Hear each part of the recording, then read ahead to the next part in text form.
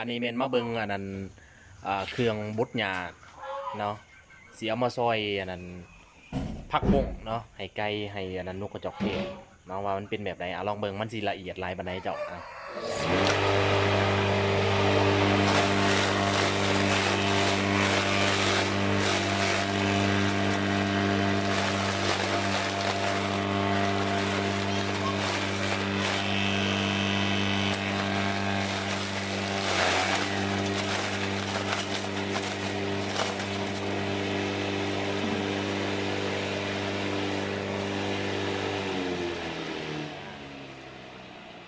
เรามาเบิงน้ำกันเพื่อน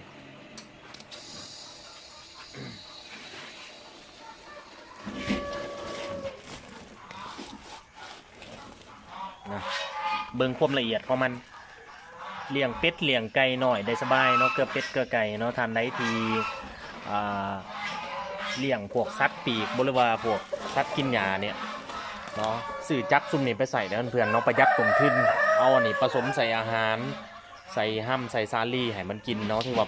ช่วยลดต้นทุนในหลายเด้อเพื่อนๆเนาะอันนี้เป็นจากกะลี่ฟาร์มเนาะท่านใดที่สนใจก็สามารถติดต่อสอบถามได้เด้อเครื่องจักรจับเนาะนี่คือความละเอียดของมันละเอียดกลัวส่วนมือหรือก็ไว้เนาะใส่เวลาบ่หอดนาทีเนาะถือว่าเป็นประหยัดเวลาได้หลายเจ้าท่านใดสนใจก็สามารถสอบถามได้เด้อเจ้าเด้อ